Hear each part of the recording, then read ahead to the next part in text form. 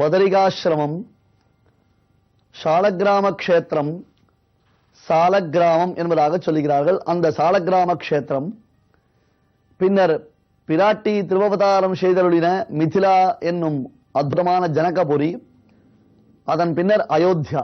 இப்படியாக சுவாமி ராமானுஜர் பல திவ்யதேசங்களுக்கு மங்களாசாசனம் செய்கிறார். என்ன இருந்தாலும் ராமானுஜன் அவதாரம் பண்ணின திவ்யதேசத்திற்கு வந்தால்தான் இந்த ராமானுஜனுக்கு பெருமை.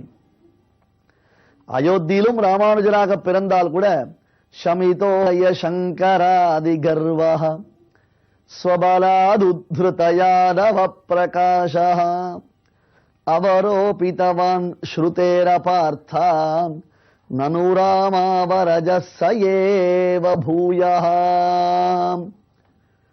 சுமார் 150 அல்லது 200 தொடர்களுக்கு முன்பாக இந்த ஸ்லோகத்தை அடியேன் சொல்லி உள்ளேன். எதற்காக மறுபடியும் சொல்லுகிறேன் என்றால், அங்கே யாதவ பிரகாஷருடைய சரித்திரம் சொல்லப்பட்ட பொழுது இது வந்தது. இப்பொழுது மறுபடியும் பார்க்கிறோம், ராமானுஜன் தான் ராமானுஜராக பிறந்திருக்கிறான். ராமானுஜன் கண்ணன், பலராமனுடைய திருத்தம்பி ராமானுஜன், பலராமானுஜன். ராமானுஜனே ராமானுஜனாக பிறந்திருக்கிறான். முதலில் சொன்ன ஸ்லோகம் என்ன? அனந்த பிரதமம் ரூபம் லக்ஷ்மணஸ்து ததப்பரம் பலஸ்து. சுவாமி உண்மையில் பலராமன் தானே ராமானுஜருடைய அவதாரம் என்றார். ஒரு பாவனை, அது ஒரு அனுபவம். ஒவ்வொரு மகனீயர்கள் ராமானுஜரை ஒவ்வொரு விதமாக அனுபவிக்கிறார்கள். ஆங்கிலத்தில் ஆங்கிள் என்கிறோம் அல்லவா, ஒவ்வொருத்தரும் ஒவ்வொரு ஆங்கிளில் அனுபவிக்கிறார்கள் என்பதை போல ராமானுஜரத்தில் அவருக்கு இருக்கக்கூடிய பிரீத்தி. என்ன இருந்தாலும் கிருஷ்ணன் கண்ணன் என்று சொன்னாலேயே நாம் எல்லோரும் உருகி விடுவோம் அல்லவா. அந்த கண்ணன் அவதாரம் பண்ணின திவ்யதேசம் ஆயிற்றே. மதுரா நாம நகரி புரி புண்ணிய விவர்தனி மாயனை மண்ணு வடமதுரை மைந்தனை தூய பெருநீர் யமுனை துறைவனை.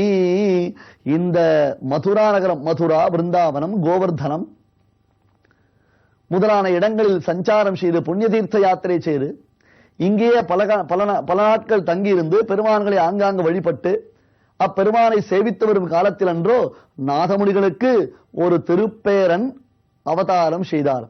ஆகையால் அன்றோ தான் யமுனையில் பெருமானை சேவித்து அப்பெருமானுடைய அனுகிரகம் பெற்றதினாலே தன்னுடைய பேரனருக்கு நாதமுனிகள் யாமுனாச்சாரியன், யமுனை துறைவன் என்று திருநாமமிட்டார். கீழே ஆளவந்தாருடைய திவ்ய சரித்திர அம்சத்தில் நாம் இதையெல்லாம் பார்த்தோமே. தன் ஆஜன் ஆளவந்தார். ஏனென்றால் எதிகட் கிரைவன் யமுனை துறைவன் இணையடியாம் கதி பெற்றுடை ராமானுஷன் எத் பதாம்போரு ஹத்யான வித்வஸ்த அசேஷ கல்மஷா வஸ்துதாம் உபயாதோகம் யாமுனேயம் நமாமிதம். எவருடைய திருவடி தாமரைகளுடைய தூளியினாலே, எவருடைய திருவடி தாமரையுடைய தியானத்தினாலே நான் ஒரு பொருளாக இருக்கிறேனோ என் ராமானுஜர் அருளி செய்வாரே. எதிகட் இறைவன் யமுனை துறைவன் இணையடியாம் கதி பெற்றுடை. அந்த யாமுனாச்சாரியருடைய திருவடிகளையே தியானித்திருக்கக்கூடிய ராமானுஜர் தன் ஆச்சாரியன் அவதாரம் செய்தருடைய திவ்யதேசம், கண்ணன் அவதாரம் செய்தருடைய திவ்யதேசம். எத்தனை லீலா வினோதங்கள் சுவாமி. ஒருத்திய மகனாய் பிறந்து ஓரிரவில் ஒருத்திய மகனாய் ஒளித்து வளரன ஒரு இடத்தில் பிறந்தான், பிறந்தது அங்கே, கொண்டாட்டம் எங்கே, என்னென்ன லீலா வினோதங்கள். அவன் செய்தருடைய அதிமானுஷமான அந்த சரித்திரங்கள், லீலைகள் இருக்கிறது. கூறத்தாழ்வான் சாதிப்பார், ஐயோ பிருந்தாவனத்தில் ஒரு புல்லாக, ஒரு பூண்டாக, ஒரு மரமாக ஏதாவது ஒரு சம்பந்தம் எனக்கு கிடைக்காதா? பிருந்தாவனத்தில் ஒரு சின்ன புல்லு பூண்டாக முளைக்க மாட்டேனா? ஏனென்றால் அந்த பிருந்தாவனம் மண்ணின் சம்பந்தம் எனக்கு கிடைக்கணுமே. ஏனென்றால் கிருஷ்ணனுடைய பார சம்பந்தம். கிருஷ்ணன் உருண்டு பெரண்டு விளையாடி எகிரி குதித்து என்னென்ன உண்டோ சுவாமி, அத்தனை லீலம் பெருமாள் அந்த மதுரா, திருவாய்ப்பாடி, கோவர்தனம், பிருந்தாவனம், கோகுலம் என்னென்ன உண்டு, இவையெல்லாம் செய்திருக்கிறானே. ஆழ்வான் சொல்றார், கூறத்தாழ்வான் சாதிக்கிறார், சுவாமி அந்த பிருந்தாவனத்தில் ஏதாவது ஒரு மரமாக பிறக்க முடியுமா? ஏனென்றால் கிருஷ்ண சம்பந்தம் உண்டாயிற்றேனர். ஐயா, நீர் இப்பொழுது பிறக்கப் போகிறீர், சரி, இப்பொழுது நீர் பிருந்தாவனத்தில் மரமாக பிறப்பதாக வைத்துக் கொள்ளலாம். ஆனால் கிருஷ்ணன் இல்லையே. கிருஷ்ணன் விளையாடின திவிரேசம், கிருஷ்ணன் அவதாரம் பண்ணின திவிரேசம், கிருஷ்ணன் உருண்டு பிறந்த திவிரேசம், மரத்தின் மீது ஏறி குறித்த திவிரேசம். ஆனால் கிருஷ்ணன் இல்லையே. உண்மைதான், கிருஷ்ணன் இல்லை. நான் இப்பொழுது ஒரு மரமாக பிறப்பேன். நான் மரமாக பிறப்பதற்கு யாரு காரணம் என்றால் எனக்கு முன்பாக இருக்கும் மரத்தின் விதை காரணம். அப்படித்தானே ஒரு மரம் உண்டாகிறது? எனக்கு முன்பாக இருக்கும் ஒரு மரத்தினுடைய விதை காரணம். அந்த மரத்திற்கு இன்னொரு விதை, அந்த மரத்திற்கு இன்னொரு விதை. இப்படியே ஆரிஜின், அந்த பரம்பரையை யோசித்து பார்த்தோமேனால் அப்படியே பின் செல்லும் பொழுது கிருஷ்ண சம்பந்தம் பெற்ற ஒரு மரத்தினிடமிருந்து என்னுடைய தோற்றம் உண்டாகி இருக்குவேன். அந்த வகையில் எனக்கு கிருஷ்ண சம்பந்தம் கிடைத்து விடாதா? இப்படியெல்லாம் சுவாமி எம்பெருமானார் ராமானுஜர் இது போன்ற திவிரேஷங்களுக்கெல்லாம் சஞ்சாரம் செய்த சமயத்தில் கூரத்தாழ்வான் முதலான பெரியோர்கள் உடன் சஞ்சாரம் செய்கிறார். கிடாம்பியாச்சான், கூரத்தாழ்வான் முதலானவர்கள் உடன் சஞ்சாரம் செய்ததினால் அன்றோ அவர்களுக்கும் அந்த பக்தி பாவ அதிசயத்தினாலே, அனுபவ பரிவாகத்தினாலே உயர்ந்த கிரந்தங்களை எல்லாம் அருளி செய்தார். பின்னாளில் ராமானுஜரை விட்டு பிரிய வேண்டிய ஒரு துக்ககரமான ஒரு நிலை கூரத்தாழ்வானுக்கு ஏற்பட்டது. ராமானுஜரை விட்டு பிரிந்திருக்க வேண்டிய ஒரு சமயம், ஒரு சந்தர்ப்பம். அப்பொழுது பெருமானை பார்த்து கேட்கிறார், எம்பெருமானே, உனக்கு எது கஷ்டம் அப்பா? ராமராவண யுத்தத்தில் இறந்த குரங்குகளை எல்லாம் உயிர் பிழைக்க வைத்தாய். கரிக்கட்டையாக விழுந்த பரீட்சத்தை மறுபடியும் பிழைக்க வைத்தாய்.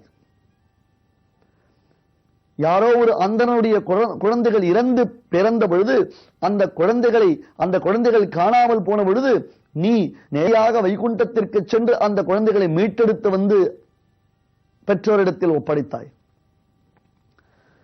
உன்னுடைய குருநாதர் மகரிஷி சாந்தீபினி, அவருடைய பிள்ளை எத்தனையோ வருடங்களுக்கு முன்பாக சமுத்திரத்தில் மூழ்கி இறந்தது. அந்த பிள்ளையை மீட்டெடுத்து சாந்தீபினி மகரிஷியிடத்தில் ஒப்படைத்தாய். கோசல ஜனபரம் எனப்படக்கூடிய உத்தமமான அந்த அயோத்தி நகரத்து மக்கள் அத்தனை பேரும் ஒரு புல்லு பூண்டு எதுவும் இல்லாமல் புற்பா முதலா புல்லெரும்பாரி ஒன்றின்றியே நற்பால் அயோத்தியில் வாழும் சராச்சரன் முற்றவும் நற்பாலு குய்த்தனன். அன்று சராச்சரங்களை வைகுந்தத்தேத்தி என்னும்படியாக அவர்கள் எல்லோரையும் உன்னுடன் அழைத்துச் சென்றாய். இப்படி செயற்கரிய சாகசங்களை எல்லாம் செய்திருக்கக்கூடிய என் பெருமானே, என்னையும் என் ஆச்சாரியனையும் நீ சேர்த்து வைக்க கூடாதா என்று உள்ள முருகி பிரார்த்திக்கிறார். பின்னாளில் கூரத்தாழ்வான் இந்தந்த க்ஷேத்திரங்களுக்கு சஞ்சாரம் வந்து, தீர்த்த யாத்திரை வந்து, ஆங்காங்கு அனுபவித்து ஒரு திவிரேசத்திற்கு சென்றோமேனால் அப்படியே அந்த திவிரேசத்துடைய பரிபூர்ணமான அனுபவத்தையும் நாம் பெற வேண்டும். அவசரமாக வண்டியிலிருந்து கீழே இறங்க வேண்டியது, உள்ளே ஓட வேண்டியது, பெருமான் நின்ற திருக்கோலமா அமர்ந்த திருக்கோலமா, என்ன செய்கிறார், எப்படி வஸ்திரம், என்ன புஷ்பங்கள், என்ன மாலைகள், எதையும் நாம் குறித்து கவலைப்படுவதில்லை. ஏனென்றால் அடுத்த திவிரேசத்தை சேவிப்பதற்கு அங்கு ஹாரன் அடிக்கிறார்கள். என்ன அனுபவம் இருக்க முடியும்? பிருந்தாவனம் என்னும் ஒரு புண்ணிய தேசத்திற்கு வந்துட்டால், பிருந்தாவனம் பகவதா கிருஷ்ணேனா கிருஷ்ட கர்மணா சுபேன மனசாத்தியாதம் கவாம் விருத்திமபீப்சதா. நெருஞ்சு முட்கள் காடாக இருந்த அந்த பிருந்தாவனம் பச்சை பசும்புற்கள் நிறைந்த ஒரு அற்புதமான க்ஷேத்திரமாகிவிட்டது. நல்ல தீர்த்த சமிருத்தி உண்டாகிவிட்டது.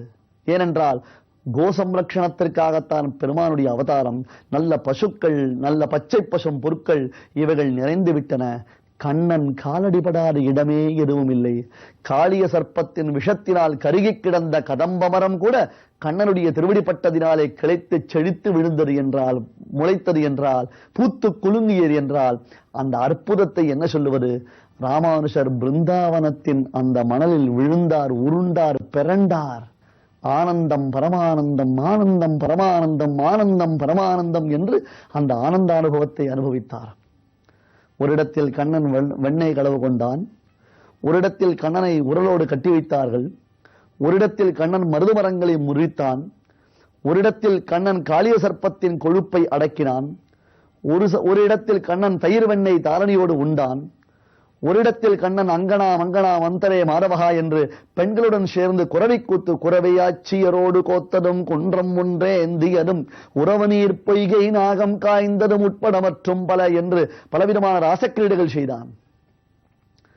ஒரு இடத்தில் இந்திரனுக்கு எடுத்த விழாவை தடுத்து அந்த இந்திரன் கோபித்து பெரும் மழையை பொழிந்து விடுது.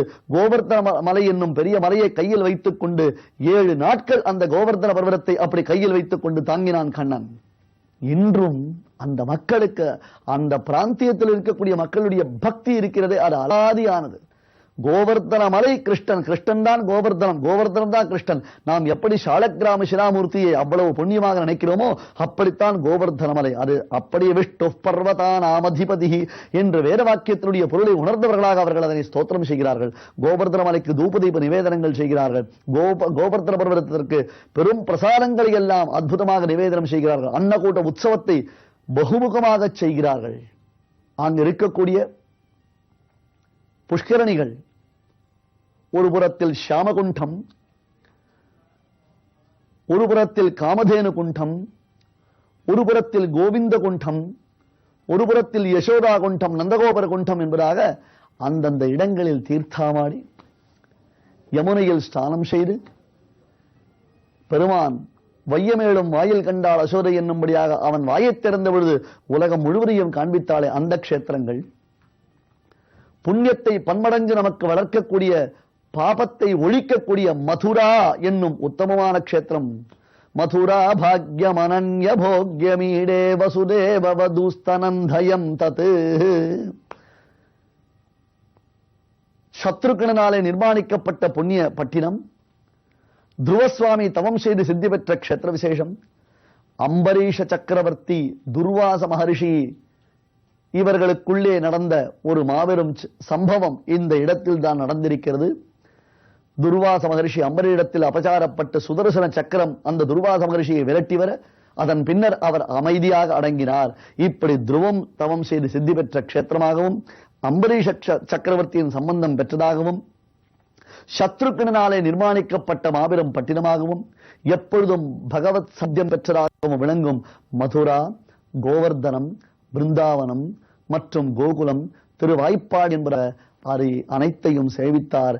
யமுனா நதியின் கரையில் அமைந்திருக்கக்கூடிய யமுனை துறைவனாம் கண்ணனுடைய லீலா வினோதங்களை எல்லாம் சுவாமி ராமானுஜர் உள்ளம் உருகி உருகி அனுபவித்தருளினார்.